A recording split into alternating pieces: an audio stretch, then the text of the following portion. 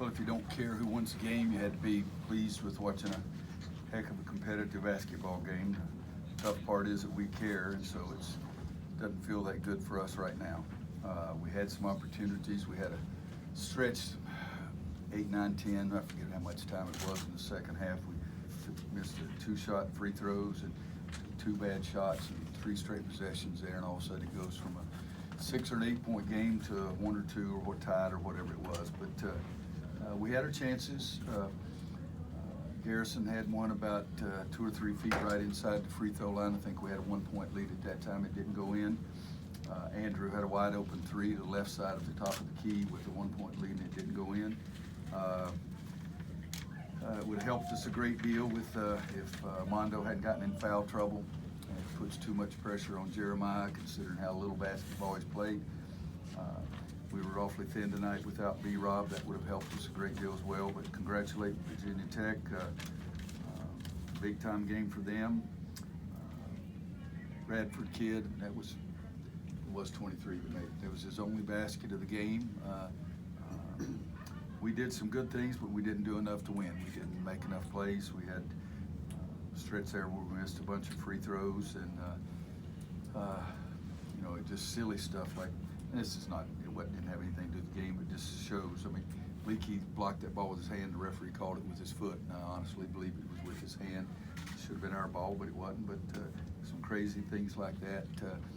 Leakey had a chance to give us a 3-point lead, and believe it or not, I told him what we're going to do. And if we, after he made the free throws, we got down to 5 or 6, we were going to foul, but it didn't get to that. And plus, we only had a 2-point lead. So, got to congratulate them. They made a basket.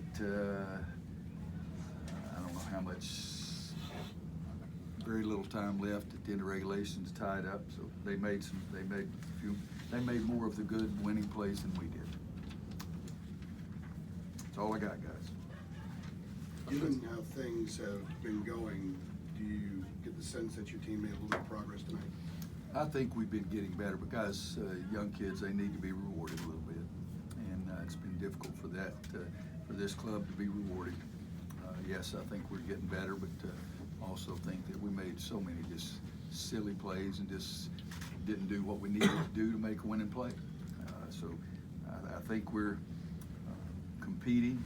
I was proud of them, told them I was proud of how they competed. We just got to take advantage of our plays, make those plays, and not make silly ones.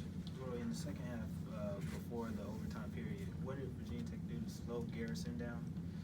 They started doubling even more. They've always doubled from the low side, and they started doubling more.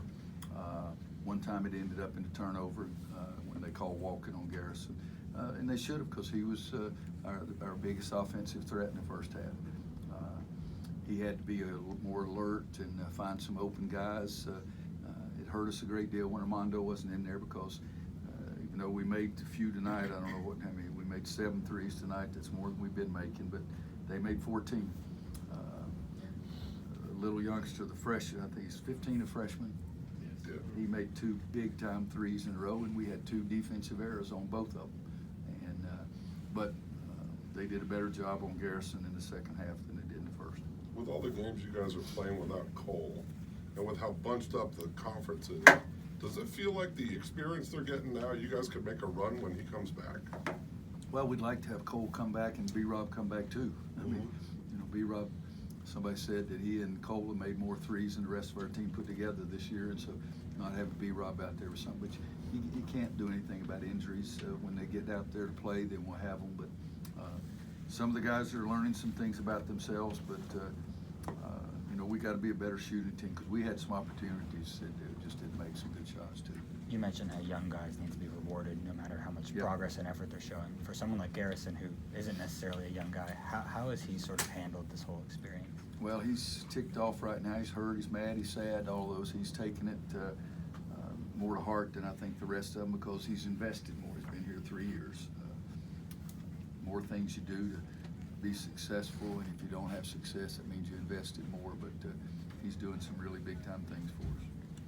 With an overtime game, is that hard to believe that you had the minutes that some of those guys had to play tonight for one of your teams? Is that just hard to fathom? It is, but guys, we're pretty thin. I mean, you know, it's wasn't it today we talked that we don't have Before, if you'd asked me in August who our top 7 players would be, I'd tell you we don't have 4 of those 7.